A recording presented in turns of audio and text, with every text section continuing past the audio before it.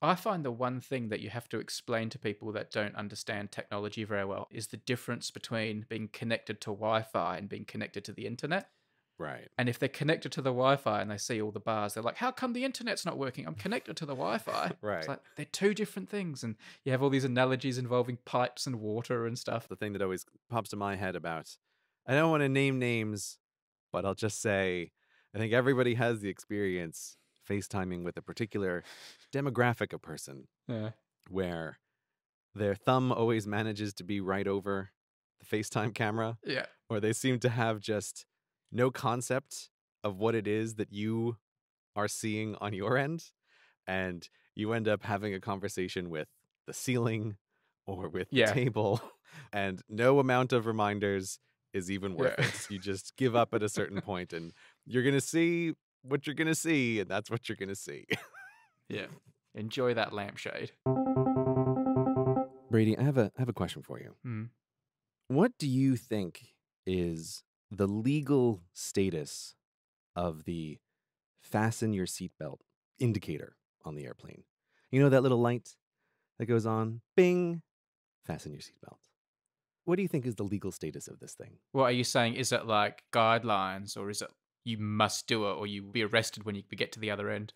I'm asking because I've slowly come to realize that I think somehow airlines and all the things around airlines have got this tremendous world of authority in my mind. From growing up as a kid who's being on airplanes and like my mom's a flight attendant, it's like, oh, be very good on the airplane and do all the right things and don't cause any problems. Like, I think I have all of this like authority that is vested in these items on the airplane with everything. And I ask about the seatbelt thing because when I was last flying to America, I was going London to Raleigh. It's a long flight. It's like 7 hours. And plane takes off. Of course, fasten seatbelt is on when you take off for very good reason. We get into the air, we reach what is obviously cruising altitude, and we're chilling at cruising altitude, planes flying, smooth as a piece of glass. But the seatbelt sign does not go off. And I'm on a Mm. flight where the seatbelt sign stayed on for several hours into the flight. And you're just there watching it, all like wide-eyed, Well, ready uh, to burst out of your seat like a sprinter at the starting blocks. there were many problems. One of which was when I'm boarding the plane, I'm always sort of anxious about the people who are behind me. Like, I don't want to be the person causing blockage on the plane. So I always have a Mm. sit down fast strategy, which is I get something out like my Kindle to have with me when I'm sitting down on the plane so I can like read my little book and I can just like get in the seat, throw my stuff in the overhead bin and be nice and good and an orderly person sitting down and reading. And then I figure, oh, that can maintain me until we're in the air and we're at cruising altitude. And then I can go rummaging around and get out my laptop and like my wireless mouse and like all this junk so I can do some real work. But that Mm. plan depends on being able to get up.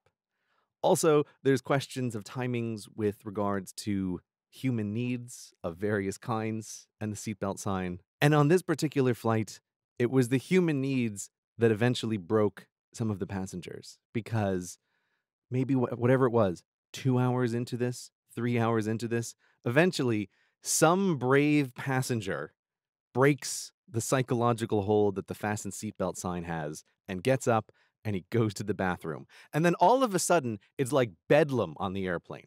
Everybody suddenly has this psychological thought of like, are you kidding me? Like, I'm going to get up. I'm going to get up and get my laptop. I've been sitting here trying to read a book for 3 hours. No human can sustain attention on a single thing for that long. It's unreasonable. People are like trying to get to the bathroom and forming a line, and the flight attendants aren't stopping anything. And this happened to be a prelude to what my whole summer of travel was because I did 2 transatlantic flights and 4 transcoastal flights, and I swear, every one of these planes, the pilots wanted to leave this fasten seatbelt sign on for a really long time after takeoff when there was no turbulence. And because of that first experience, I didn't always follow it. I thought I'm going to make my own judgments about whether or not I need to have this seatbelt on or not. So I was feeling like, what am I doing here? Am I breaking the law? How much do we need to listen to this fasten seatbelt sign? And maybe pilots should also be more respectful of how long they're going to leave it on when it seems like there's no problem. But like, I have no idea what the answer to this is. Do you think it's against the law, or do you think it's just like a social convention? Well, there's a lot of things going through my head right now. Uh huh. Dealing with like your most technical question Right. first, like the legality of all this. Obviously, I don't know. Since when do we know anything on this Yeah, podcast? like I specifically didn't look it up before the Yeah. show, right? Because I thought like Yeah. because you can't look it up when you're just on the airplane. Who knows, right? So let's speculate Yeah. now as though we're on an Yeah. airplane. My speculation would be that when you buy a plane ticket and you've agreed to the conditions of carriage, there will be something in the paperwork that indicates you are required to obey instructions from the pilot and crew, and that light is among those instructions. And I think if push came to shove and this like ended up in court, Hmm. you probably do have to obey the light because that counts as an instruction from the pilot. And I have no doubt that you are required to obey pilot instructions. There'll be something in international law requiring that. Ah, interesting. Yeah, you're right. It is like a proxy for a pilot instruction. Because I'm pretty sure Yeah. in the safety video, don't they somewhere explicitly say that it's like a federal regulation that you have to comply with instructions from the flight attendants? I'm pretty sure Yeah. that's said somewhere. And I think maybe that's why I was like, oh, I think they say this with regards to the flight attendants. I'm like, oh, that fasten seatbelt sign. I don't think that counts. All right. So that's that part. Hmm. In terms of actual practice, my attitude to that light is keep your seatbelt done up unless you need to get up for something, Hmm. unless the plane is clearly in turbulence or is clearly in some kind of diagonal flight path, either taking off or landing in a way that it's obviously not cruising. Right. Because they do leave it on sometimes for a long time after turbulence. And Hmm. if I need to go to the toilet, I'm going to go to the toilet. Or if I'm already walking to the toilet when it comes on, I'm not going to do a U-turn and go back to my seat. I'm going to go and quickly do the business and then go back to my seat. So my attitude to it is, unless it is clearly seatbelt time, that light just means keep your seatbelt done up if you're sitting down. But if you really need to get up, you probably can. I don't think that's the law, but that's my attitude to it. But you do bring up another thing, which is one of my pet peeves, Mm. and that is there are two types of people in the world. After you've landed, there are people who undo their belts when the plane stops, and people who undo their belts when the light goes off. And those people who leap from their seat when the plane stops and undo their belt and grab their overhead bags annoy the hell out of me because they're going nowhere. Like, they leap out of their seat, they grab their bag, and then they stand next to their seat for the next 20 minutes. Those people annoy me a bit. I think we'd all do better to just chill the hell out when the plane lands and then when the plane stops. You know? Take your Yeah, time. but this is like a zero-sum game theory moment, though, where everybody's trying to get that little bit of aisle space first so that they don't get stuck behind someone who is slow with their bags. And I always think the same thing where it's like, why don't we all just sit down and relax together? Yeah. In theory, you're at a concert. Why don't we all sit down and enjoy this concert, right? Instead Yeah. of someone stands up. Or at the bag carousel. Yeah. Or the bag carousel is a good example, right? Yeah. It's all this non-zero sum game. And Yeah. you just have to accept that it's an inevitability that we're all going to lose this game together, because I can't stop myself from jumping up and getting my bags out of the overhead because I'm always aware, like, I don't want somebody else to even unintentionally or accidentally grab my bag, especially if you're not like the first person on the plane. And so your bag is either ahead of you or, God forbid, your bag is behind you. Like, that's maximum stress situation. So you're always going to get people standing up and trying to get there. And then as soon as that happens, it all collapses into, well, here we all are together, standing up when there's nowhere to go on an airplane. You can't get around that. Perhaps even worse than a YouTube comment section, you do see humans at their worst at an airport and on planes. It is why this comes up all the time. I mean, the one that Yeah. I feel like could manage to not be a zero-sum game if airports were willing to enforce it more is the boarding moment. And they're saying like, hey, everybody, look at your ticket. We have numbers on your ticket, and we're going to board you in order of the number. Please don't everybody stand up and mill around the lane. And of course, everybody stands up and mills around the lane, including me, because here's where we are. Like, we're all trying to get near to the front of the line. That's one that I do feel like maybe through some kind of enforcement, we could actually have this work, have someone coming out and spot checking tickets and being like, hey, you're group number 5, sit the hell down. Don't stand up here and block the whole airport. And you're penalized if you're caught. Now you're going last. Yes, that would be even better. Yeah. That they could boop. I'm taking your ticket off you and you're not getting it until everyone else is on the or plane. you get bumped down a number unless you're in the last number and then you get bumped off the plane. That's how that works, right? It's like we have groups 1 through 6. And if you're in group 6 and you're standing up, boop, off you go. And you're not on the plane anymore. You are gone. Relegated. Yeah, that could actually, it's all about enforcement and having penalties. And the reason all that sad stuff happens where it's like, oh, we all lose this game together is because you only get the negative consequence if you're the person who's trying to act well. If you're this person who stands back at the baggage carousel, if you're the person who doesn't jump up into the aisle immediately, if you're the person who doesn't try to get an early spot to board the plane, then you're the loser in all those situations. Like, they have to be engineered so that the loser is the person who is making it worse for all of us, not the person who is trying to make it better for all of us, who then feels like a sucker. Maybe the airlines could take a leaf from the book of Garth Brooks, the musician who I've mentioned before on the show, where at his concerts, he has a tradition of figuring out where the absolute worst seats are in the stadium, like, behind a pillar or a million miles away. And he would not sell the front row of his concert. And he would go and pluck all those people with the terrible seats out and let them have front row seats. Oh. So maybe the airlines could do that, and they could find someone who's just quietly sitting in the corner waiting their turn. And they could say, you, sir, or you, madam, you're a good passenger. You can go on the plane first. And then people would start noticing that and realizing, you know what, if I'm good, maybe I'll get promoted. You, sir, you're going business class now because you've been a good passenger. You have a lot of belief in the carrot, Brady, but I think airports are a situation for the stick. I think the stick is what you really need in this I'm also in situation. favor of the stick. I'm saying use both. Stick the bad people, carrot the good ones. Both would be better. You need the carrot and Yeah. you need the stick to get the donkeys of humans and airports moving. But I think this is a situation where the carrot would not nearly be enough, simply because you also just have such an enormous number of people who are flying infrequently, who will never learn this lesson. That is the biggest problem in airports. It's people's inexperience with Yeah. airports.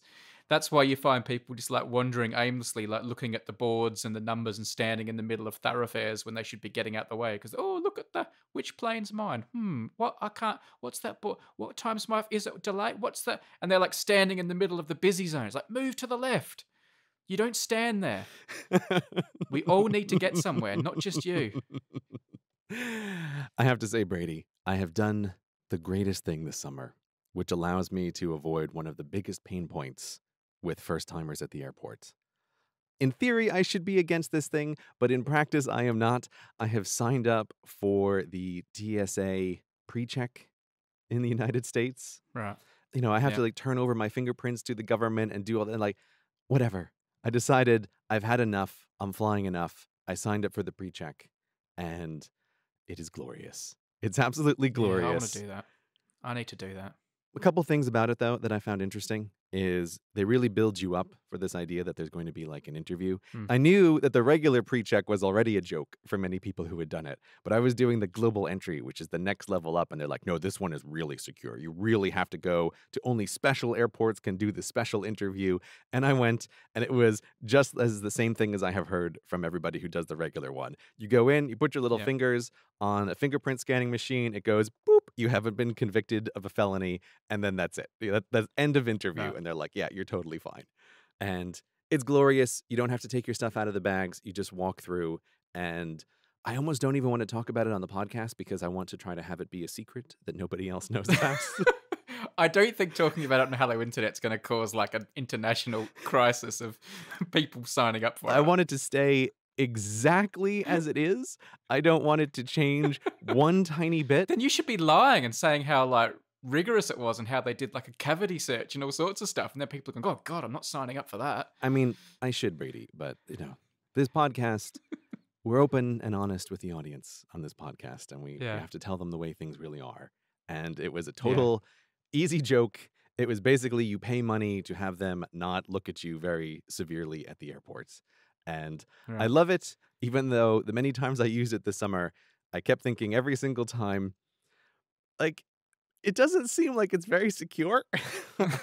I don't know how Yeah. me paying some money and doing a fingerprint scan allows you to not really look in my bags because like I look at the X-ray scanners and like I'm traveling with a laptop and an iPad, like all the aluminum in the world, which completely blocks the X-ray scanner, and I see my bag go by on the X-ray machine, and it's nothing but just totally blacked out. And then they're like, "Yeah, that's fine." Like, how is this secure?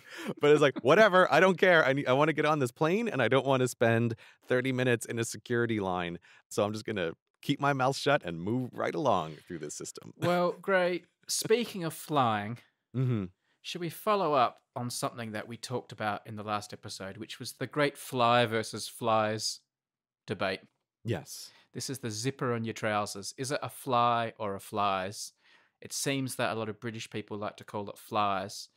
Looking at the feedback, there was a lot of love for flies, a lot of support for it, but it was a little bit of a self selecting sample, and I figured people who just call it a fly, like you and me, probably wouldn't even bother speaking up. So I did run a bit of a Twitter poll, and I got 3,386 votes. 89% went for fly, Mhm. and 11% went for flies, Mm. which is obviously a resounding victory, but 11% is enough for me to think this is a thing. I like the idea. Like, these Reddit comments aren't scientific enough. They're too self-selecting. We got to really up the game into a Twitter poll. Like, I am one to use Twitter polls. Like, don't get me wrong. I'm not looking down upon them. I like that. Like, oh, we got to really step this up. Well, I wasn't going to run a postcard vote, was I? Right. No, that's once every several years. That's a real serious endeavor. You got to make That's sure yeah. everything's going right there. I don't know. Yeah. I mean, it's always self-selecting. I think the Twitter poll does give you a better sense of it. I still, Yeah. when I was reading through those Reddit comments, I did just keep thinking, like, I don't know who these British people are. They're no British person I've ever met in my decade of living in London. Like, I've never really No, come no. across this. But I have. the other thing, though, is I was realizing, well, I don't often walk around with my fly undone so that I would hear this word in this situation anyway. So, like, maybe this is also a kind of self-selection that I remember to zip up my pants after the bathroom. And so I'm not often hearing, like, oh, your flies are undone. And then they're like, what the hell are you talking about? But you could be like a third party to someone telling someone else their fly's undone. I suppose I could. Do you tell people when their flies are undone if you notice? My God. Yes, of course. You have to You tell do. someone. Yeah. I thought maybe you wouldn't. I thought maybe you'd be like someone who couldn't handle the awkwardness of the groin discussion. Well, okay. Again, Brady, you immediately make me start finding the boundaries in where this is because fly always, I feel like you got to help a man out if his fly is open and let him Yeah. know. But the food in the teeth, that's much harder. That's a Yes. much harder situation. Dandruff on the shoulders. Hmm. With those, there's a key characteristic here, which is you're hoping that the situation will just resolve itself so that you can move past this. That's true. Whereas a fly's not going to do itself up. Yeah, a fly's not doing itself up. That's never happening.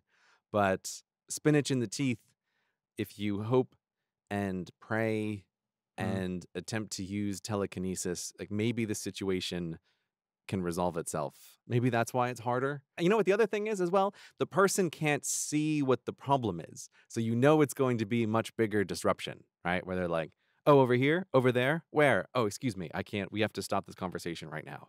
Whereas the fly is a quick fix. Just, thanks, man. End of story. Yeah. And it's like a little wink, like, we're in the Brotherhood. Helped you out there. I don't normally think that people wink at you when they fix their fly, but again, you live in this charming world, Brady, that sometimes I wish I could be a part of. Do you know, just last week, I was having a discussion with my wife, who, is a really, lovely, nice person, as you know, but quite assertive and, assertive person as well. And we were talking about, regrets and things in life. And she said to me, and it wasn't the first time she's told me this story, so I know it's really stuck with her, and it's like a 15-year-old story. She was once on the bus, and she was sitting near a lady who had left a hair roller in her hair at the back and was going off to work. And she was looking at it and thought, oh, I must tell her, and just didn't do it, didn't tell her. And then the woman got up and walked away and went to work. And to this day, That decision haunts my wife, and she really, really regrets not telling that woman she had a hair roller in, and she brings it up often enough for me to think it's a problem. I think you've led a good life if that's your greatest regret. I mean, I'm not sure when she told you the story, she phrased it as her greatest regret. But yes, No. if one were to lead a life where that was your greatest regret, then that would be a pretty good situation to be in. Yeah. I probably may have got some of that story wrong, actually, but anyway, it was a good story. The hair roller thing's definitely true. Right, okay, right. And she does still regret it. That is true. I like the idea, though, that in her mind, the size of the hair roller keeps growing every time she Yeah. remembers it, right? That's why she keeps thinking about it, is because every time in her mind, it's a couple millimeters bigger, and over 15 years, that really adds up. It's got to the point now where she's wearing one of those big hair dryer things on her head as well. She didn't know. Yeah. The poor woman. Why didn't I say anything? How embarrassing. It was still plugged in. The cord was leading back to the house. Hello, Internet. Given pure statistics, a number of you right now are listening to this podcast while eating some fast food, and you're regretting it. It's so easy to do, but it's also so terrible for you. If only delicious and nutritious food could be easy to make. Well, listener, there is a way. You want HelloFresh in your life. HelloFresh is a meal kit delivery service that shops, plans, and delivers step-by-step recipes and pre-measured ingredients so you can just cook, eat, and enjoy. Now, I know what you're thinking. I don't want to spend all day trying to make a meal. What an enormous hassle. Well, HelloFresh takes that hassle out. Not only are they delivering to you the exact ingredients that you need in delightfully individually measured packets, so you don't have to fuss with like, oh, what's a half cup of this or ounces of that? Who likes that stuff? Nobody. You get exactly what you need, and if you choose their classic meal plan, there's also each week a 20-minute meal on the classic menu for a nice, quick, easy-to-make meal that you are going to love. With HelloFresh, dinner just gets so much easier. And if you're unfamiliar with cooking, you can feel confident about it because they have simple recipes outlined on a pictured step-by-step instruction card. We've had HelloFresh delivered to the office, and none of us are great cooks, but HelloFresh just makes it so simple, even if you have zero experience cooking. Again, it's so easy. It's delivered right to your door in recycled, insulated packaging, and lots of the recipes are one-pot recipes, so you can make something seriously speedy with minimal cleanup.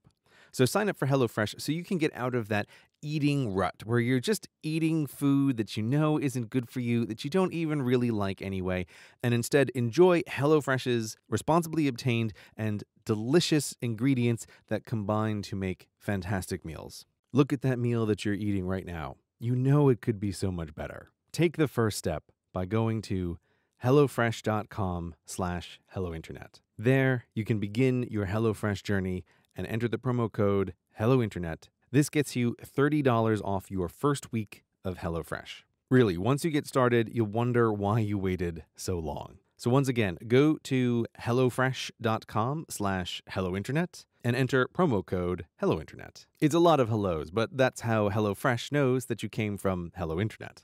Again, it gets you $30 off your first meal, lets them know that you came from the show, and starts your new, better culinary self. Thanks to HelloFresh for supporting Hello Internet. So, Gray, speaking of self-selecting samples and Yes. very non-scientific studies, which Right. tends to be something we talk about a lot, well, I certainly do, we spoke about the YouTube subscription feed, which is not easy to say, No. last episode, and you were very dismissive of the feed, Mm-hmm. and I noticed in the subreddit comments, a lot of people were speaking up saying, well, speak for yourself, CGP Grey. I Mhm. really like the YouTube subscription feed. I use it all the time. It's really important to me. Mm-hmm. And there was a lot of love being shown for it. So I sort of came away from the last episode with the impression that, oh, Gray knows what he's talking about. Obviously, no one uses this thing. But I saw lots of our listeners saying, I do use it. Did you notice that? Oh, yeah. No, I think I heard from literally every person who loads up the subscription feed on their homepage. both Right. from the volume of feedback and the vociferousness of it. I think all of them were captured in that subreddit. Now you're being non-scientific. Maybe we were just hearing from a small sample of them, and it's an incredibly popular feature. Well, I mean, again, I'll just go to the data on my YouTube channel, which is something like 5% of the views come from people on the subscription feed. Yeah, but your YouTube channel, you run a big mega viral channel. You're not a YouTuber of the people. Are you a YouTuber of the people, Brady? Is that I think some of my channels could be described that way. Okay, so who are the channels of the people, Brady? I don't know. Or channels that don't get as many views. Right, but we're not talking about views, are we? We're talking about percentages here. So let's load up percentages of views from subscription feed versus not subscription feed. I don't know how to find that information. You know I don't look at data. It doesn't help that YouTube is totally changing their analytics platform in the background right now. So half the time when I load it up, it's the old way, and half the time it's the new way. I'm like, oh, here we go again, YouTube. But I know the smaller the channel, the higher the percentage of viewers are subscribers. That's almost by definition got to be true. That the percentage of views that come from subscribers has to be bigger the smaller a channel is. If that Yeah. wasn't the case, it's almost like the channel obviously wouldn't have any views or subscribers, right? Like when a channel is smaller, it has to have like viewers that are more intense than a channel that is larger. Well, it sounds like the YouTube subscription feed then is like a necessary stepping stone for small channels to turn into big channels. Brady, I keep saying subscribers as opposed to saying the subscription feed. Again, those are two very different things. It's like in the database that YouTube has for this user, is the Boolean of subscriber set to true? That's the way I mean it when I'm saying subscribers, as opposed to like, Yes. did the person load up the subscription feed, and that's where they watch their views. Yeah, but I'm saying a lot of people were saying they liked the feed. Anyway, we don't need to rehash it because we'll just have the same conversation we had last time. Basically, you think that was just a vocal minority, and you're like poo-pooing them. Well, I'm not poo-pooing them. I'm happy for them to use YouTube however they want. I simply think that also, like, the people who are listening to this podcast are vastly more likely to be YouTube power users than the general YouTube audience. So, like, those are people who are going to be clicking over to the non-default option. Most people who use anything, their computers or YouTube or Facebook, like no one ever touches the settings. And that's borne out very well in the data. It's just like a very small group of power users are the ones who use it and get super upset about things. I am definitely not a power user of YouTube, which is ironic because I make my living I on think it. you are a power user of YouTube, Brady. I know you want to define yourself as a man of the people, but someone who's running a couple dozen YouTube channels is no longer like not a YouTube power user at that point. Ignoring the fact that I upload videos to YouTube, Right. ask me 5 questions that would define me as a YouTube power user and see how I answer them. Now you're asking me a question which is saying, ignoring all my domain knowledge, ask me about my domain knowledge. No, like, what would you ask a normal person to find out if they were a power user or not? I would ask them if they use the YouTube subscription feed. That would be question number No, one. I don't. I don't even know where it is, Gray. And that's the truth. How much YouTube do you actually watch? Like, how many channels do you think you're subscribed to or watch regularly? I don't watch YouTube videos. Yeah, see, this is interesting. Has that always been the case for you, or do you think that's something that's changed? I think it's always been the case. Hmm. Like, the only ones I watch are some of the ones made by, like, my mates, Mm-hmm. like you guys. Mm-hmm. Even then, I can't watch all of them. Those ones I usually find out about via your tweets. Right. I just don't have time. And, like, obviously, you know, if a video goes viral or everyone's talking about it or I find out about it, you know, around the place, I'll watch it. Mm-hmm. I like to know what other YouTubers are doing and what their channels are like and stuff, but I don't have a lot of time for it and it doesn't give me lots of pleasure. I get far more pleasure from creation than consumption. I'm asking because having just come from VidCon, I was talking to a bunch of other creators, and I wish there was a way to do like a poll backwards in time for this, but I was very aware that the, oh, I don't really watch YouTube answer to talking about YouTube seemed to me like it was way dramatically up from previous years. Can I just qualify what I said? I don't say it like as a brag either. I know some people might say that like in a braggy way. Oh, I don't watch much YouTube. I'm too good for that. I'm actually a little bit embarrassed to admit I don't watch a lot of YouTube. Like I actually think it counts against me. Mm-hmm. Like I think I should. So Mhm. answering that question is not something I'm doing to sound like snooty. I'm actually a little bit ashamed about it. That is definitely a thing that can be answered in snooty and non-snooty versions. But yeah, there is a way you can give that answer that's almost humble braggy. Yeah, I guess when I say, oh, I'm too busy, that is a humble braggy way to answer it. And I did kind of come across that way. But Here's the thing. For many people, if they gave the answer that way, I would say like, yeah, it kind of is. But for you, I don't think it is when again you're running a lot of YouTube channels. yeah, but I mean, I'm not too busy to watch Love Island and a whole bunch of Netflix. So Yeah, but when you say you think that you should watch YouTube, the YouTube that you feel like you should watch is YouTube you should be watching because it is related to your work in some manner. yeah, like professional interest and professional knowledge. Yeah.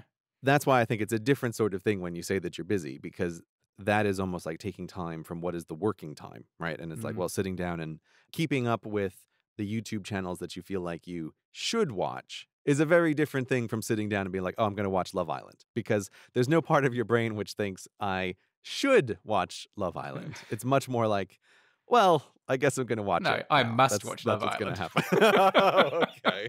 That's like just pure addiction. I tell you what, though, not watching YouTube does give you a slight cloak of immunity as well, though, What do you mean? because I make a lot of videos about a lot of subjects. Mm-hmm. And lots of other people make lots of videos about a lot of subjects, often the same subjects. So you get the inevitable, oh, I can't believe you made a number file video about this. Do you not know that Infinite Series did that 3 months ago, or Veritasium did that 6 months ago? Mm-hmm. And I'm like, well, actually, you know what? No, I didn't know they did it 3 months ago. I'm Yeah. quite happy to say. And it gives me kind of like, at least in the back of my head, like a defense against this whole stupid thing that people have that you can't make a video if it's been made before. So I'm like, well, okay. No, I didn't know it had been made before. I'm just plowing my own way, and what I make is what I make. And if it doubles up with what someone else did, then, well, I hope they did it well too. That is totally a real thing. Yeah. Plus, also part of it is simply not to be influenced by the way somebody else describes or explains a thing. There are many topics where Yeah. it's, there's sort of a default explanation, but then sometimes you can think like, oh, here's a different interesting way to visualize this thing that's being explained, or like, oh, here's a different way to talk about I've it. heard you talk like this before. You think you'll somehow be corrupted by someone else's explanation. It's not a corruption, but it's the same reason that like you feel like you'd rather not know that somebody else did a video. I mean, I think I said it on this podcast, a couple years ago now, but I was very aware of stopping watching educational videos on YouTube because I thought like I just don't want to know, and I don't want to have that feeling like all of these topics are being closed off. Hmm. That means inevitably I'm going to be the guy who uploads like a video on the same topic that somebody else does like 2 days earlier. Like that's obviously going to happen at some Hmm. point. But I know I feel the way that you do. Like I would kind of rather not know, and then also I just think like hearing someone else explain something in a unique and novel way, it's just like, oh, okay, well now if I'm writing an explanation, I have to intentionally try not to think about it in that way. That's why it's like I don't really watch educational stuff on YouTube, and I haven't for a while. And that totally does sometimes make me feel the same thing that you feel like, oh, I should watch that. But I've come to the conclusion that like overall, I'm better off not doing that, even if sometimes it's a little bit awkward where it's like, oh, I don't really know the details of like the video that this person has made. It's also mildly depressing when one of your mates makes some masterpiece you could never make. So I'd rather not know about those ones. Yeah, that's the worst. When someone's like, oh, look at that perfect gem you have crafted, you bastard. While I'm churning out some piece of rubbish. Great. Garth the Deer. This is yet another piece of follow-up for a Brady's Bylines. So I haven't got a new Brady Byline for you because I'm still following up endlessly this Garth the Deer saga. You're being a very good investigative journalist. I am. Now, this is partly because we've had a big delay in recording. Gray did his summer Bermuda Triangle thing. Yeah. And also, we're a bit out of sequence and stuff like that. So this is quite old feedback, but I want people to know what's going on because I have had developments. Can I just stop you there? I'm very much enjoying that you're preparing the people for, oh, this is old feedback, where old feedback spans a time span of something like 4 weeks. And the story itself is what, 20 years old? Over 20 years old, Like, yeah. This thing has been lying in the Brady tome, unlooked upon by human eyes for 2 decades. But suddenly, 4 weeks is a time period that needs Oh, yeah. mentioning. You wait till you hear the treat I've got coming for you now then. So the main reason I qualified it with that is I don't want people to think that this wildlife park at Cuddly Creek has like gone months without contacting me. Their feedback was reasonably timely, Okay. but I'm only just getting to read it now. Hmm. And I did get a second email from the people at the wildlife park. They gave me a second email. Hmm. They gave me a first one, which was a bit scant in detail. I asked for more information. They didn't reply. Right. But then I think they started getting more inquiries, or should I say Timquires, because I had the following email. Okay. Hi, Brady. Sorry I didn't get back to you earlier. I've had a couple of people inquire about what happened to Garth. Uh-oh. Good work, Tims. Unfortunately, back then, we didn't keep individual records on deer, Right. so I really can't confirm what happened to him. We also kept and bred quite a few deer, so he could have been transferred elsewhere. Due to what his age would be now, I would presume that he wouldn't still be alive. Hmm. So, I mean, I think we have to treat Garth the deer that I wrote that story about all those years ago as now deceased. And I just want to remind you about what Garth has looked like in my mind all this time, Gray, by again sending you, I'll send it in the internet tubes, Hmm. the article that I wrote with the headline, "He's a jolly good fallow," because he's a fallow deer. Right. And there's a picture of Garth the deer, newly born, with a little piece of tinsel around his neck because it's Christmas and it was a seasonal, happy Christmas story. Right. A seasonal puff. And I just wrote like a nonsense caption underneath, and I got to name the deer. Right. Which was then edited and then modified by the sub-editor. Well, I was young. I probably wasn't very good at writing then. Now, when you look at that picture, tell me what you notice about it. I mean, I noticed that it's a deer. Yeah. And on a more technical level, what do you notice about it? It's sepia toned. Well, it's black and white, although the age of the paper means it is now a bit sepia toned. You're quite right. Okay, it wasn't printed on sepia tone. Like, It was cut white paper. It's just a 20-year-old piece of paper. So oh, okay. that's how long I've been in this game for. That when you look at my old work, it's like looking at the Dead Sea Scrolls or something. So anyway, the photo is black and white. Most pages of the paper when I first started out were black and white. I think only like the front page and a couple of other pages were printed in color. Well, it's expensive. It is expensive. So anyway, I contacted my friends back at the Adelaide Advertiser. I still have a few mates who work there in positions of some influence. Ooh. And I was able to get them to go back through the archives. And I may not be able to bring him back to life, but I can bring him back to colour because I have found the original colour photo that was taken by the photographer on the day that's been sitting in the Advertiser archives for like 20 years. And I can now present to you for the first time, and the first time for me, I had never seen this either, Garth the fallow deer in full colour. How's that for digging up new information? Oh, wow. It's like I've brought him back to life. It is. Suddenly, Garth looks so vibrant in this Yeah. photograph. I didn't even really Yeah. notice that he not only had the tinsel around his neck, but there's a fabulous multicolored shiny ornament dangling from it. Yeah, This is an amazing world exclusive we have here on Hello Internet. I know. I mean, I guess if anywhere is going to keep a 20-year-old photograph of a deer, it would be a newspaper. Like, I like to imagine that the archive is like the Indiana Jones tomb and they're going down there, and they Yeah. should keep all of the stuff that's occurred. Well, they never knew. I mean, who is to know that maybe in 20 years' time, this deer won't be plucked from obscurity by a world-famous podcast on the other side of the world? Exactly. Now, here it is. Well, Garth may no longer be with us, but now his vibrant memory always can be. Hopefully, this picture will be in the show notes, depending on how diligent Gray is. He's been a bit slack with them lately. I'll give Garth the respect he deserves. I don't know if this is the end of the Garth story. I've had numerous emails, including from a listener who has experience with another deer called Garth, but that's a whole other story. I'm not even going to go there. No, Brady, we don't need like Garth the Deer Corner, which just generally refers to all Garth deers. It's I like- did get your email, Alex, and it was really interesting. And I read all about your Garth the deer. It was a touching story. Thank you, but I won't share it here. We got to have some constraints. There's got to be some constraints. I've Brady. also heard from people with like relatives that work at the wildlife park, so we could even have undercover information being smuggled out at some stage. Oh, okay, good.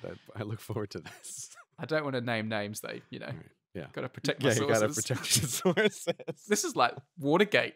I still think Is it clear that they don't have any deer at the sanctuary anymore? That part still seems a bit like unaddressed to me, but maybe we can leave it for now. We'll see. I may be back in Adelaide later this year. Oh. And the first place I'm going to visit straight from the airport. I want to see your records. Where's the archive? I can just see you punching Cuddly Creek into your GPS right now. And Yeah. probably there will be other waypoints from Brady's byline on that trip by the time that happens. Ooh, where's the store that sold the first Sony PRX Mark I phone, right? And who knows what nonsense there will be. That phone does count as one of my sillier purchases, but anyway. Even I regret that one. If you're any kind of creative person, a website gives people a window into your world, whether those people are fans, friends, or customers. And an easy, affordable, professional way to create a gorgeous website is with Squarespace. Designing and customizing your website is so easy. Ideally, you start from one of Squarespace's many templates, which are specially created to look really good, both on computers and mobile devices. They cover every step of the process. It's clear and easy, no matter what your level of experience, from caveman newbie to hyper advanced super user who wants to tweak and power up every last little bell and whistle on your site. I use Squarespace literally every day to maintain a few websites and my blog. It just makes my life simple and easy so I can concentrate and spend my brain power on the more important parts of my job, like making videos and high quality podcasts like this one. I'm not sitting around worrying about why my website's not working or doesn't look quite right. That stuff is taken care of. Squarespace also integrates domain registration, so you can use them to buy your domains, literally everything taken care of in one place. So if you've got a great idea, don't just sit there thinking about it. Make it, and make it with Squarespace. Head to squarespace.com/hellointernet for a free trial, and when you're ready for liftoff, use the offer code HELLO. You'll save 10% off your first purchase of a website or domain. That's squarespace.com/hellointernet. The offer code to remember is HELLO. And our thanks to Squarespace. Well, Gray, let's continue with me sending you pictures. By the way, if you are listening to this episode via YouTube, I will endeavour to put all these pictures we're talking about, including the deer ones that have come before and what is going to come next, on the video. And we'll also put stuff in the show notes. And I'm just saying, if you want to see this stuff, you'll find it. Are you taking over the video this week, Brady? I am going to take over the video because there is some amazing stuff about to be discussed that people have to see. Again, I find myself filled with dread anticipation about how many things it is that you want to show me when you're like, oh, I'll do the video this week. Like, I know. This sounds like a bit nothing show and but tell. trouble. This is a bit like the person who's just come back from holiday and is making you look at their slideshow. Yeah. Okay. First of all, I want to show you a gift that was sent to, well, I guess technically it was sent to us to commemorate the 100th episode. But you don't like stuff, and I do. And I'm the one who goes and checks the mailbox and pays for it. So I forgot we still have that mailbox. Yeah. That's a thing that still exists. Who knows what treasures are being sent there that I'm just squirreling away from myself? Well, you're about to find out because I'm going to show you one. If you switch back on your FaceTime, I want to show you something that was sent to us by Connor. Connor made this, I think, for a university project. Whoa! That is amazing. Brady is holding up, it looks like it's milled out of aluminum, a nail and gear. It is. It's a big, thick chunk of aluminium, as we call it here in the UK. Right, yeah, aluminum. It looks fantastic. It's amazing. It's huge, too. Yeah, it's like the size of your face. It is. So this is a huge nail and gear that has been hewn from a solid piece of aluminium using a water jet cutter. A water jet cutter. Huh. Yeah, I think Connor did it as a university project. And the best thing about it, which it's hard for me to show you this on the FaceTime, but it just sits just perfectly and balances on its base like that. So you can have it on the mantle. I have it sitting on my mantelpiece. It's just a gorgeous piece of shiny metal. It's weighted to sit on those two gears. That's really nice. That's a nice touch. It's a very beautiful object. It really is. If Gray forgets to put a photo of it in the show notes, you can go to the recent number file video called Try Perfect Numbers, and it's sitting in the background all through the video. Many people noticed it. That's really nice. Very nice, Connor. Thank you very much. It takes pride of place in my office now. Your first show and tell is very successful there, Brady. So the next thing I want to tell you about started with an email from someone called Jan, Jan. I'm not sure of the pronunciation because, Jan's European. Yeah, I would go with Jan. I don't know. I think Jan. Sounds more exotic. Mm-hmm. I'm sending you pictures of the smallest nail and gear ever created. It is 30 micrometers by 30 micrometers image engraved on a 5 euro cent coin, roughly in the area of London. So the 5 euro cent coin, for people who don't know, has a map of Europe on it, which includes a little UK. And obviously, Not for long. London is somewhere on that map. Now, Jan included a bunch of pictures. I'm going to send you the first one, just to remind you what the 5 euro cent coin looks like. And Jan has included a little red box on the image to show roughly where the nail and gear has been engraved. Oh, that's right. Yeah, that's what the 5 euro cent coin looks like. It's a pretty small coin, Yeah. right? Is it the smallest one? Yes, it is a very small coin. And then Jan, who works with the technology that can engrave these things using iron beams and things, sent more pictures. So I'm going to send you them and we're getting closer and closer. So here's the next picture. And here you can see Europe is becoming a bit less distinguished. This is more of a microscopy image, obviously. Mm-hmm. But I think if you look closely at this photo, indeed, if you look closely at this photo, you can see the nail and gear engraved in the metal. Hold on to your butts. This is going to get better yet. Whoa, okay. Yeah. Here is yet another picture. This is much more zoomed in. Again, this is supplied by Jan. Oh, wow. How cool does that look? The scale on this thing is, it's like 30 micrometers across. We've got a photograph with a scale of 10 micrometers. It looks sort of alien, doesn't it? Here it's got to the point where it's so zoomed in, it's almost hard to recognize it as the nail and gear. Like it's almost like you're too close to a painting. No, I disagree. It's so iconic. You can tell what it is immediately. Fair enough. My mistake. You are right. Yeah. Yeah, but it does have that alien landscape look. When you're looking at things that are so small, you don't have any sense for the scale of it. It can almost look big. Like, is this a tiny microscopic nail and gear or a geographic feature? Yeah, or part of Iceland. You do get a sense from this image. Again, it will be on screen on the YouTube video and we'll link to it in the show notes. But you do get a sense from this image of how it was created, because the way this nail and gear has been created is basically pummeling atoms at incredibly high speed at the metal and basically just punching it into the metal. And at the base of the canyon, the base of the nail and gear, you can see kind of the roughness of where the atoms have been smashing and that. But it almost looks like there are tentacles coming up from the bottom of the canyon, like it's a sarlacc pit or something. It's a really interesting image. Yeah, or a bunch of stalagmites. Oh, yeah. Yeah, they do look like stalagmites at the bottom as well, yeah. Boy, that is very, very cool. Now, of course, we 100% believe, Jan, that this is a real thing that he did. I'm going to count this as pics and it happened. Yeah. But you don't have to, Gray. Okay. You don't have to. As you may know, I have some experience with this technology because I've made videos where we've engraved things before, like this, like periodic tables on a human hair and things like that.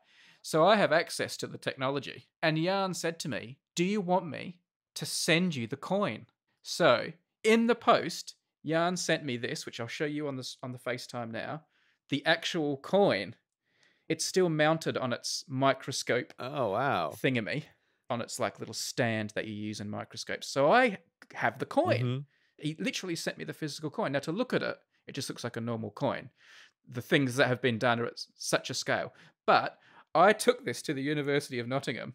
My very good friends, Mike and Chris, who I've worked with many times before, they work at the Nanoscale and Microscale Research Centre at the university. I said, apparently, if we zoom into London, we're going to see something on this coin. So we put it in the machine and started zooming into London. So I'm going to show you the series of pictures of what we saw at the other end when we went looking for this thing. It's funny because when you say, oh, you have the coin, I don't know why. Somehow I just assume oh, you must be able to, if you squint real hard, at least see that there's a speck, right? But 10 micrometers. Not even a scratch. Yeah. You don't even see a scratch. But I've sent you the first picture, which is the coin sort of filling. And you can sort of see the map of Europe there on that first picture. It's already, a very washed out image of Europe when you start zooming in. And we're only at the 5 millimeter scale here. Yeah. Yeah. And so then we zoomed in a bit more. And this next one, we're zoomed in on the UK. And I think if you look closely about where you think London should be on that map, The UK looks a bit like a chicken nugget Yeah, look, blob. it exactly looks like a chicken nugget. Yeah. Y- You can just start to make out where the nailing gear is. Yeah. Just. So we're at the 1 millimeter scale. If you know there's something there, you can see where Yeah. it is, but you'd never pick it Yeah. out on its own. I've sent you another one. This is the first time you can actually make it out as a nailing gear if you look really closely. Right. So yeah, so we're at 500 micrometers now, half a millimeter, and yeah, now you can actually see it. It's about the size of London, where London is. I think it's almost perfectly London to scale there. Here we go, and even closer. I don't know why I'm surprised that this is here, but it's almost like magic that it's still on the coin and we were able to go back and find it. Like a hot stopper left at a secret location. It's like, oh wow, it's there. It's just cool to verify this really is like a secret, right? That it's on a coin. You'd never know unless you have the right equipment to be able to check. Yeah. I like that even at this picture that you've sent, which is now at the 100 micrometer scale. Again, if you know what the base of it looks like, what the ground, the stamped out part of it looks like, you can see like, oh yes, there's little bumps on the inside even of the nailing gear. The next picture goes in even closer. Unlike Jan's picture, we're sort of looking at it from almost like a 45-degree angle. Oh yeah, there we go. Yeah, perfect replication. You can see the stalagmites a lot more clearly now. And looking at it from this angle that we're looking at it from now, as if you're looking at it from a nearby hill, Mm-hmm. I don't know, it feels even more three-dimensional. Yeah. Like the Grand Canyon or something. And here's just a final picture where they've put a few scale bars on there so you can also see how deep the canyon is. It's about 4 micrometers deep. This is very fun. Mm. I like the idea that there is at least one, and maybe more, objects in the world where there's a hidden super secret nailing gear on them. Do you think I should put it back into circulation? I kind of think you should. And people could check every 5 euro cent coin they have with an electron microscope to find out if it's the one. I mean, obviously, if it had been sent to me, I for sure would put it back into circulation, not just because I would want to, but because I think it is a whimsical idea that is out there floating around. I'm not telling you to do it, Brady. I would not want to make you part with this amazing thing.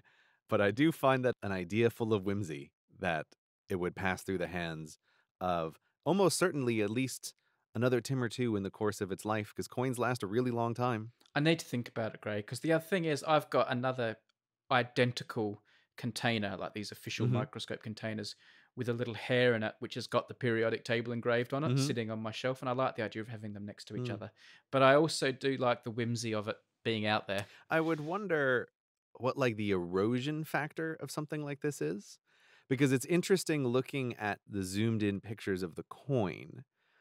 I know nothing about this, obviously, but all of the features that look eroded on the coin in the magnified pictures, they seem like they're smaller than the nailing gear. Like I could actually see it surviving. It's not like it's a thing that if it was just out in the world would be immediately eroded away. I imagine it could actually last in circulation, but who knows? Anyway, this is delightful. I love that you verified it, Brady. I'm sorry if that was not the most riveting piece of podcasting without visuals, but the pictures are well worth going and having a look at, people. Okay, now you may remember a little while back, there was a marriage proposal where a chap proposed to his, well, then girlfriend, presumably, out in a field or in some romantic location.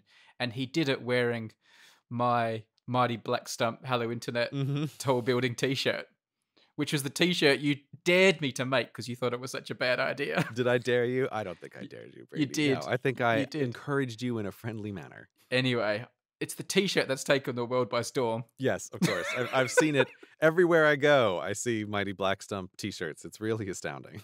I have seen it a couple of times. Oh, wow. Anyway, Tom liked it. He proposed. And at the time, we joked, oh man, you're going to have to wear that for the wedding as well. So we've had a follow-up picture from the wedding day. The wedding of Tom and Megan or Megan. I don't know how Megan likes to pronounce her name, but she looks very beautiful in her wedding dress. And Tom is cutting a mighty fine figure in the Mighty Black Stump t-shirt, which I hasten to point out he did not wear for the entire wedding or ceremony. I think it was quickly thrown on for a comedy picture to keep the Tims happy. But there you go. He wore it on the wedding day. He's there with his bride, all smiles, mighty black stump, looking over. There's a great photo, I believe. Hello Internet t-shirts. They bring luck to any marriage on which Hello Internet t-shirts are worn in any form or fashion. A wedding. Yeah. Wedding is a busy day. There's a million billion things going on. So Yeah. even if it was thrown on for but this photograph, it is still quite an accomplishment because your list of things to do is not short on a wedding day. I love this. This is really cute. This really makes me smile. I can't believe that we have a Hello Internet marriage here now. This is fantastic. Excellent work. Apparently, Megan Megan is not an official listener to the show, but she has to put up with a lot of talk about it after each episode. So she knows what happens each episode, even if she doesn't hear it. That's what happens in some relationships. Yes. I have one more tale to share, and this is perhaps my favorite. Okay. Because my sister is currently traveling in Western Australia with her Okay. family in the north of Western Australia. And this is close to about as remote as you can get in the world almost as a place for a holiday. In fact, if you quickly Google map a place called Circular Gorge in Western Australia, this will give you some idea of where she is in the world. This is a Okay. place where you're lucky if you see other humans and they're there doing like, camping and fly fishing and having entire beaches to themselves. They like those kind of holidays. Real isolation. It is so remote that Google Maps doesn't know where it is. It's that, I mean, you probably don't know because you don't know Australia that well, but that top left corner of Australia is very empty of humans. Very I read Bill inhospitable. Bryson's book a long time ago. I know Australia. Okay. Yeah, this is very red and very sparse. My sister was in Circular Gorge, and amazingly, they did bump into another human being there. And I'll send you a picture Oh, no. of the person that they bumped into while they were there, who's a young guy from Melbourne. And Melbourne is like the whole other side of the country. He was there on a similar getaway from the world holiday. This is a young lad called Alex. And he is wearing a Hello Internet Fidatron 5000 t-shirt. And That's apparently fantastic. throughout the whole holiday, he was saying to his mum, all he wanted was for someone to recognize his t-shirt. And my sister walked into Circular Gorge and saw this t-shirt with the HI logo on it Uh-huh. and knew what it was and went up to him and said, I like your t-shirt. And obviously he said, oh, do you know about Hello Internet? Uh-huh. And my sister said, yes, I'm Brady's sister. Oh, that's amazing. He couldn't believe it. He spent his whole holiday in the middle of nowhere hoping someone would recognize his Hello Internet t-shirt, and he bumped into my sister. Wow, I really like that. I really like that for so many reasons. That it's a remote location. He's not just bumping into like another random fan, he's bumping into your sister. I also Yeah. feel like this ties in with your past tales of wanting to one up your sister in some way so that even when she's on vacation, she's confronted with Brady fandom wherever she goes. So this is just perfect. I love this. I love this on many levels. It is very perfect. She was like, I just want to get away from the world. And Yeah. well, she works like surrounded by students, and some of them are like, watch my videos and stuff like that. So word has got out that she's like Brady's sister. So she goes on this holiday to get away from it all. And there's a Tim in Circular Gorge. Oh, that's amazing. Alex from Melbourne. I like that she said hello and she said who she was. That was very nice of her. It was good. It was good. Meanwhile, I keep walking right on by those Hello Internet t-shirts. I went to a show at Royal Albert Hall the other day, Mhm. and it was like a science geeky show. So there was a fair probability of timage. I did bump into a couple who said hello. Right. It wasn't a random selection of the population. No, but halfway through the second half, I looked across the other side of the hole, and Albert Hall was like full of people. Yeah. And all the way across the other side, like leaping out at me, was this guy wearing a Hello Internet shirt, like a Nail and Gear shirt. I couldn't take my eyes off it. It was like so obvious, like it stood out, like it was amazing. I took a picture and tweeted that. The beauty of the design calls to you, Brady, no matter where you are. I don't know if just my eyes have become attuned to the Nail and Gear, or it is like I think it's that our audience selected an amazing bit of iconography. So, of course, it's going to catch your eye. too right. I mean, flaggy flag, you wouldn't notice in a crowd, would you? No, you would never notice it in a crowd. Oh, that's that guy over there. He's wearing some stripes. Pfft, garbage. One One of the strangest and most counterintuitive aspects of the universe is how things work on the small scale.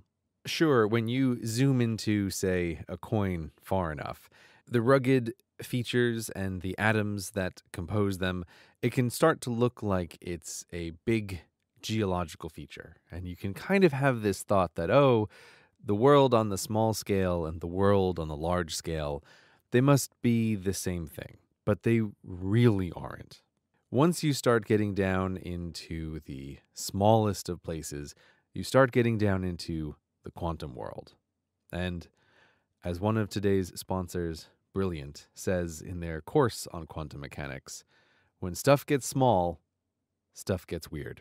If you want to learn, and better yet, intuitively understand as best as humans can the quantum realm, you are going to want to watch Brilliant's videos on quantum mechanics. They do a great job of trying to help you understand this counterintuitive realm with all sorts of puzzles and problem solving and presenting things to you in a sequence to help you really master the subject.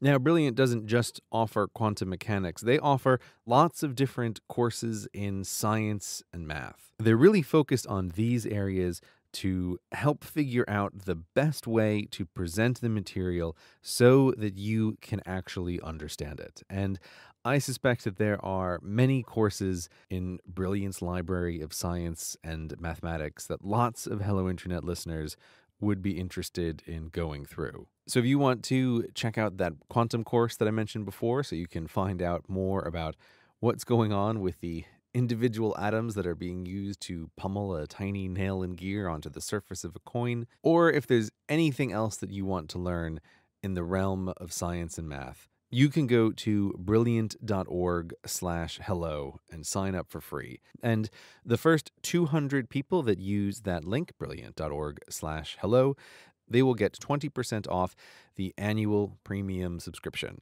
So to help support Hello Internet and to learn more about the natural world, go to brilliant.org/hello and sign up for free.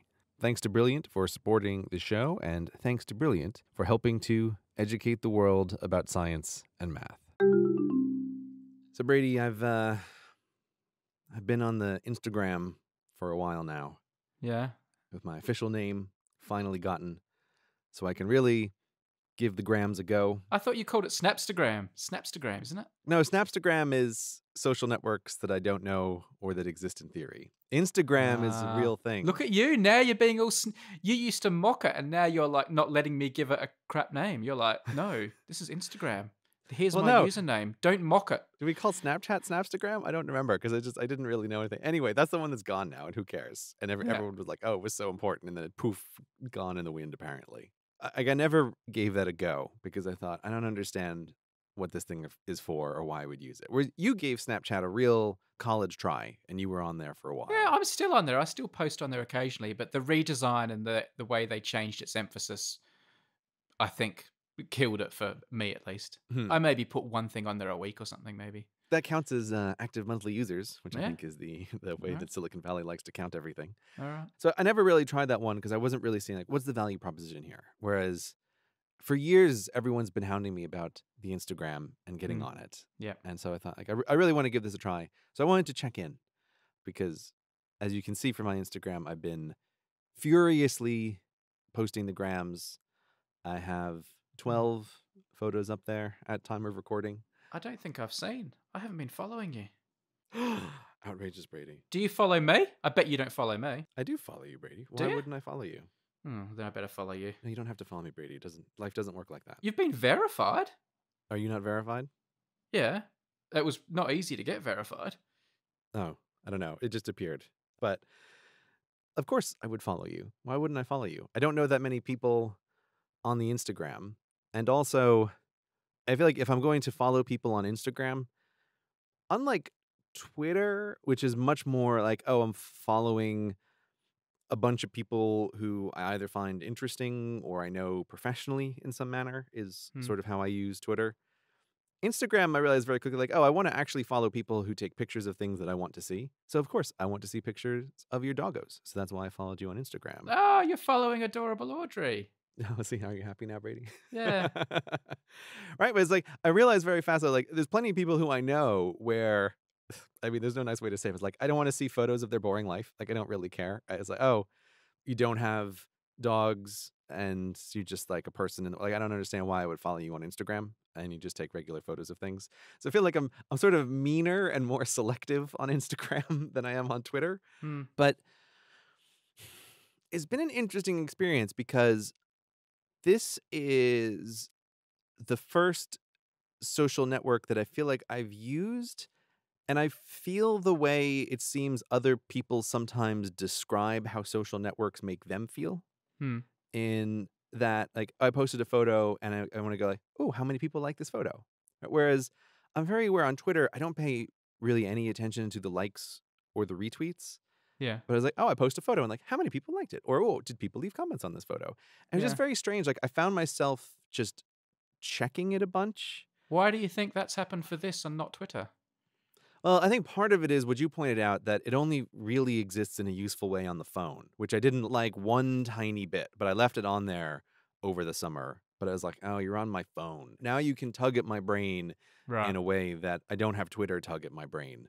Yeah. Twitter is very much like, oh, there's a thought in my head. I'm just going to toss it out to the world, right? And hope it doesn't explode in a tremendous amount of blowback, right? Yeah. That's the Twitter universe. Like, you just casually say something and every time potentially invite an enormous storm into your life that you weren't expecting. I know. I've been sitting on a great joke for 2 or 3 days now that I'm not willing to make in case people take it the wrong way. I've typed it at least 3 times and then shelved it. Oh, I'm like, I no. get why it's funny, but other people will take it the wrong way. I better not make that joke. Can you tell a joke on the podcast, Brady? No, I'm not going to do it. No, not even on the podcast. Nah. Oh, wow. That must be some weapons grade jokery you have going on there. You wouldn't like it anyway. It involves sport. Okay. Yeah. Well, then maybe it's just boring. Okay. Yeah. But I think that's also partly why, like, on Twitter, you don't really care about the reaction to any particular sentence. You're just sort of talking on Twitter and, you say things to people and you talk to them. Whereas Instagram is kind of more arty, and you do want to post a photo that looks somewhat nice. And Yeah. maybe that's part of what it is. Like, oh, I have much more care about an Instagram post than I do anything that I've ever posted on Twitter ever. Yeah. We're like, oh, it's a photograph and I want it to look nice. So it's interesting that it's gotten into my brain much more than a thing like Twitter. It's your art. It's your art, Gray. Well, yeah, like photographs are totally artwork in a way that Twitter sentences just aren't. Well, speak for yourself. I'm sorry, Brady. I'm sorry. Every one of your tweets is a little sentence that has fallen from the heavens and into our eyeballs. It's like Shakespeare. Right. In 256 character form. I was going to make that joke, but I couldn't remember what the number was anymore. Did I get it right? I don't even know. No, I Yeah. didn't. It's No. 280, not 256. know. It's Who not even a knows? good number. Yeah. Who cares? But yeah, so I've just been aware of that, and I don't like that. I don't like it at all. I don't like the way that Instagram kind of pulls on my mind. And Right. the other thing that's interesting is, like, I wasn't really sure who to follow on Instagram. So I ended up also just following some cool photographer dudes and like the US Department of the Interior, which posts these amazing nature photographs of like the national parks in America, and then some like minimalism architecture accounts and just some random stuff. I was trying to find like, who do I want to follow? And like, we rate dogs, like dog accounts and all that. Like, just doing all these things. And everyone talks about Instagram as being, oh, this is the one that makes everybody feel great. But Hmm. I'm very aware that after like a month of playing around with Instagram, maybe I need to change what I do on it. But it's the one social network that actually makes me feel kind of bad. I think this is how people describe Facebook, where they're like, oh, you always see your friends on vacation. And then you have that little bit of a feeling of, oh, I'm not on vacation. And they are. I think Instagram's much worse for that than Facebook. I think Really? every social media has its vice, right? It has a reason Right. you don't like it. Like YouTube has, well, maybe it has some of the videos you don't like, but it also has its like, comment section, which can be a bit Right. of a sewer. And Twitter has its like shoutiness and its fightiness and its politics that people don't like. Yeah. Instagram has that kind of vanity, vacuousness that you kind of in years gone by, you would criticize fashion magazines about, oh, they airbrush all the models or they make everything look so beautiful. They're giving Mm, people unrealistic expectations of what their life should be like. Instagram is that. That's the problem with that. It's like posy. It's look at me, aren't I wonderful? Everything's been made to look too perfect. And that can either repulse you because you just don't like that trait in people, or it can just make you feel bad about yourself because you're not beautiful and having an amazing holiday. so you think Instagram is worse for that than Facebook? Yes, because Hmm. Facebook has just become like a mess. And people do pose on Facebook and say, look at my wonderful holiday, but they also do stuff like, oh my God, look what the dog did to my house. It Hmm. pooed on the carpet, or are you going to the birthday party? Or, oh, don't I look terrible this morning? Or I loved the football last night. Did you see the result? Or I can't believe what the US president did today. Like Facebook's just got everything. It's just like a Hmm. seething mess of the best and the worst of everything a social media can be. Whereas Instagram isn't that. Instagram is just beauty, it's like the beautiful people. Reminds me of when I went on holiday to Miami, on the main beach there in Miami. Everyone is so good looking and wearing their swimsuits with perfect bodies and tans, and they all look amazing at the beach parties on the seafront. And I'm there going, oh my God, what am I doing here? This is like, I Right. feel I'm just going to go back to the room because I'm pale and pasty. And Right. I'm just gonna sulk away. Don't look upon me. like, whereas if you go to New York, you'll see everyone. You'll see beautiful Right. people and ugly people and fat people and thin people, and like you just get a bit of everything. But Miami's everyone's posing, and they've probably been working out for 6 months beforehand, and they've had their spray tan, and they've bought their best outfit, and it's like, now I'm going to go and parade myself along the seafront. And that's what Instagram's like. It's like it's a parade of showing off.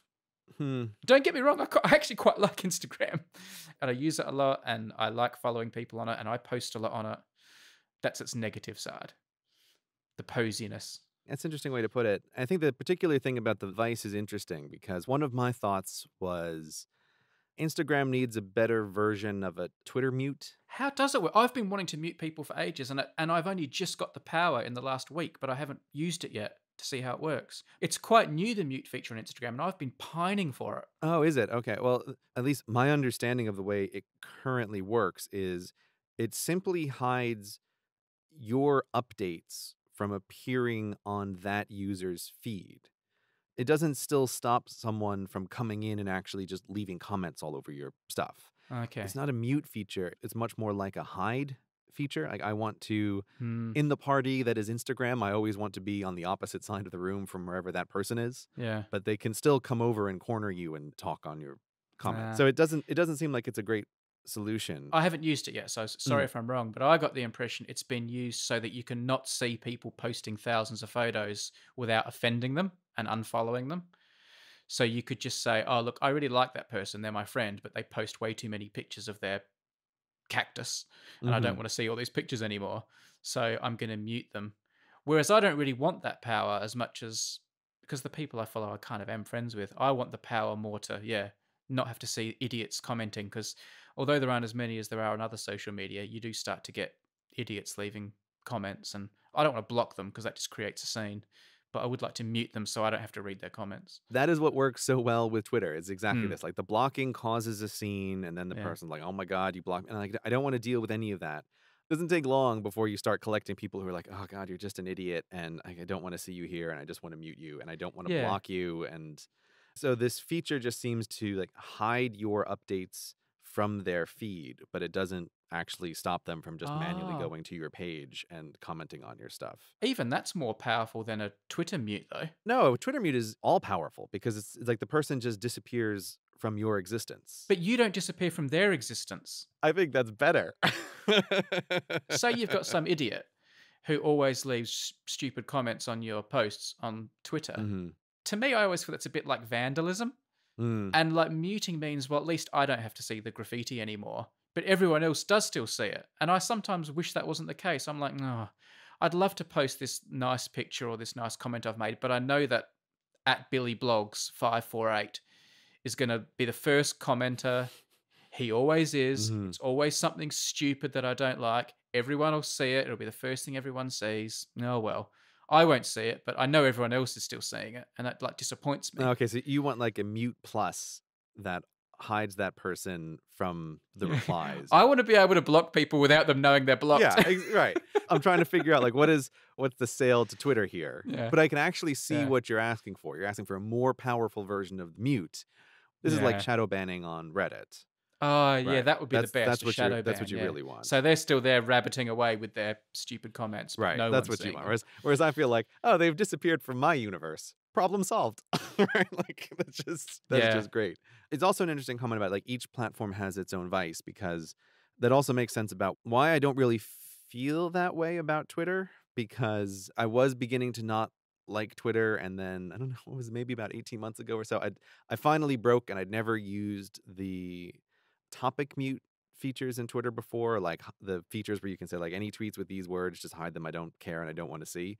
And I gave up and I started using those things. And ever since then, I've been like, oh, Twitter's nice. Can you tell me any of the topics you muted, or is that like, would that be unwise? Like, obviously you wouldn't want to talk about some, but is there one example you can give me? I'd be curious on a topic that you were just like, I don't want to hear this. It's, just noise to me. Here's what I think dramatically makes Twitter better. There's two things. One is muting topics you don't want to hear about. And shock surprise, for me, that's a lot of news politics stuff. And I find it particularly frustrating on Twitter because I always feel like that is the worst case of people just telling people who agree with them what they all agree about, right? And it's like, who are you talking to with this? No one who follows you disagrees that this bad thing is bad. Why are you screaming about it? So like, I have a lot of blocks for just like political related stuff. Like phrases and words that are going to be politics related. Yeah, just like phrases or words or names are like, okay, there's no way that like this name is ever going to pop up in a non-political context, right? So you just be like, okay, whoosh, go away. And I feel like that makes like, oh, look how civil my Twitter is. It's like, oh, right, because I'm blocking like half the comments. But then the other thing, which I've really taken to doing much more liberally, which is a great feature that Twitter has, which is the ability to disable retweets from people. I'm very aware that retweets, I'm almost never interested in the thing that someone else has retweeted. So you could like say follow me and see Brady's pure tweets, but anything I retweet you won't see. Yes, that's right. Hypothetically. Yes. Yeah. I wouldn't do that to you, Brady, of course. No, like no, I've of course over not. the past years of using Twitter, like I've been doing both of those things. Does that disable their retweets if they're commentating on it? Or just their pure retweets where they're being lazy and they press retweet but don't add their own value to it? Like if I just press retweet and you'll see it, or I say, oh, this was really interesting, but I disagree with this, or does it disable both kinds of retweet? I'm not 100% sure, but I am fairly sure that I still see the ones where the person at least comments. Okay. Unless, of course, that then gets tripped up with one of the like topic filters. Right. You got these two hurdles, one right after the other for these things. It's like Indiana Jones trying to get to the Holy Grail. You've got to get through all the tests before you get to Gray seeing it. Yeah. I find Twitter useful and I still like it because, well, like one, it is just professionally useful to me in a way that no other tool is. Yeah. Like I always say that Twitter is going to be the hardest one to ever give up because of that professional utility. But then also I feel like, oh, I kind of like it because it's, at least my version of Twitter is like this casual place where people are just saying things and you can talk to people and it's mostly fine. You've been able to tailor it in quite a good way for your purposes. There's one area of the world where it's like, I don't care. Then like everything else is still there and it's nice. That's why the comparison to Instagram I find super interesting because in theory, like Instagram is even the nicer part of the world. There's no like, oh, I need to put up filters or anything on Instagram. It's like, oh, I'm following people who take nice pictures and they're showing me their dogs or what they're up to in their life. And it's like, oh, I like this stuff. It's nice to see. And there totally is a way on Instagram that, I don't know how to put this, but like some friends have made comments like, oh, you're sort of missing out on what I'm up to in this passive way where like people don't tend to post photos of their kids on Twitter in the same way that they'll post photos of their kids or their pets on Instagram. And I was like, oh, okay. True.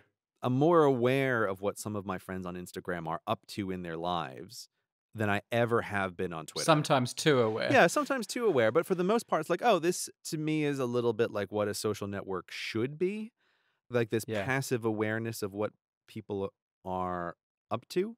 That's what Facebook used to be for me as well. Facebook used to be quite nice for seeing what my friends in Australia were doing. Oh, my cousin's on holiday. Oh, hasn't his son grown up to be a handsome young man? But now it's just like full of too much other crap on Facebook, like news or fake news and my Facebook feed is just useless to me now. It's just useless. Whereas Instagram is how I know what people I care about are doing. Yeah. So it's like this is why I have these complicated mixed feelings about Instagram. On one hand, like, oh, people are totally right that there's this very nice aspect to it that is different from other social networks. But then I particularly with some of like the photographer accounts or travel accounts that I follow, like I've never had a stronger feeling sometimes of the like, oh, this sort of makes me sad to see this because I'm not doing whatever this photograph is doing right now. Like I follow this awesome Yeah, travel yeah. photographer and he posted this picture of just this cabin in the woods in Appalachia that I swear to God, like it made my heart ache to be there instead of at an airport waiting to board a plane. Like that was one that just really made me aware of it. Like, wow, I have this really strong feeling about this gorgeous photo because it is a photograph of a thing that I would want to be doing right now. And Mm, it's hard to say, mm, like, that's not really a net positive.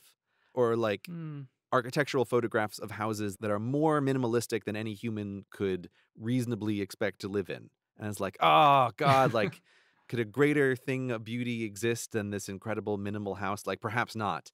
And then it's like, oh, I can't get my house to be like that. And it's like, also, it's like wildly impractical to live in a house like that, but it doesn't matter, right? It still like causes this feeling inside of you. Is that a negative aspect of the media, the medium, or is that like an unfortunate trait of humans, like, jealousy and envy and like, should a better person not feel that way and just be glad that such beauty exists and enjoy it? Is that your flaw or is that a flaw of the medium? By the way, I have the same problem. I'm not like judging you. Well, again, I'm not interested in like what theoretically better built people would do. It's like Right. I just think it's interesting to note that I'm a person who has been deep on the internet for a long time in very many different mediums. And even a lot of the stuff that I follow on Instagram, like I follow the equivalent subreddits, and it's never quite been the same. Like I've never gotten this same feeling, and I can't quite figure out what the difference is. I think like maybe it's because it's adjacent to pictures from my friends. It feels more intimate and direct. I don't know. But I think like it's obviously just a combination of those two factors. There's the no human can see their friends like having a happy time on a vacation and not in some way think, boy, I wish I wasn't in front of my computer right now working like and goofing off on Instagram, or I wish I wasn't in this airport right now. I wish I too was on vacation. Hmm. Like I think everybody thinks that to some extent.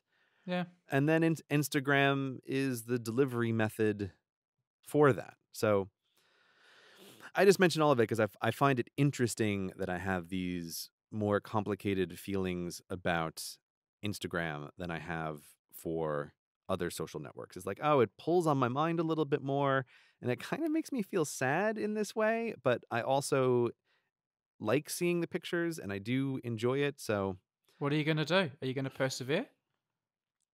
I'm going to keep using it. Obviously, I want to get the grams. I want more of the grams. I learnt a word from Instagram culture that has now permeated like how young people speak. Uh-huh. You know, when you're young and like when you're like a kid and adults try to use the cool words almost to tease Right. the kids, but also to try and use the lingo. And you're like, Mom, Dad, you don't understand. That's not how you say it. You don't understand my language. Right. Like they'll go, oh, is that cool, Brady? Is that rad? Is that EXO? And all the stupid words that I Mhm. said when I was young. It's Right. now got to the point. Cowabunga. Yeah, bulk was the one that I always got teased about by adults when I was young. Mhm. Oh, that's bulk cool. Oh, that's going to be bulk excellent. Everything was bulk.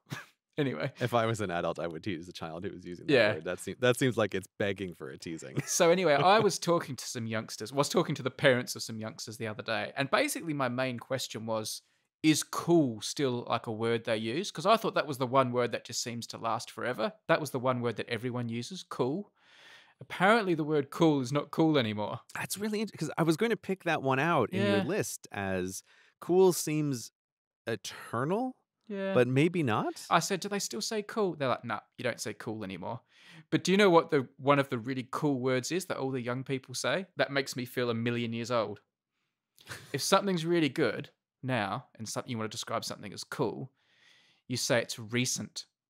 That was recent. Oh yeah. And I was like, where does that come from? And I did a bit of research and tried to find out. And it comes from the Instagram culture where it used to always be, have you seen my recent, as in my recent picture or my recent Instagram? Oh, have you seen my recent? You haven't liked it yet or you haven't left a comment on it. So just Huh. referring to recent was a thing. And then the word has evolved away from that to just mean something is good. Huh. I'm on board with the concept of nouning recent to mean the latest. I'm on board with that. I think Yeah. that's Yeah, cool. that, I I mean, like that that. one, that's all right. But it's gone much further, though. It has gone to just mean like cool now. Like there have always been additional words to cool, but it never really crossed my mind until now that if anything was going to be able to kill the word cool, it's the corporatization of the word cool. I'm suddenly thinking about all the times I have heard business people talking about, generating cool for their brand and that kind of thing. And it's like, wait a minute. Yeah. There is like a saturation point at which, even though it has been a word with unusual longevity, almost by definition, the concept of what is cool, like that word can't last infinitely long because as it seeps into every corner of the culture, it becomes what it isn't anymore. Like it undoes itself. But cool did well. Cool had a good run. Here we go. Urban Dictionary, recent. Like the number one definition is used to advertise a newly added photo on Instagram, like my Right. recent. But number two definition, an adjective to describe something of great quality or a high standard does not refer to time when used in this context. Examples, yo, that movie was recent. Or Mark just got a recent new Lexus. Man, I think that is going to be a hard one to incorporate into my language if it really catches on. Oh man, that latest episode of Hello Internet was recent. That Brady Rabbit's on a bit, but Grey is recent. I know. It's a hard pass.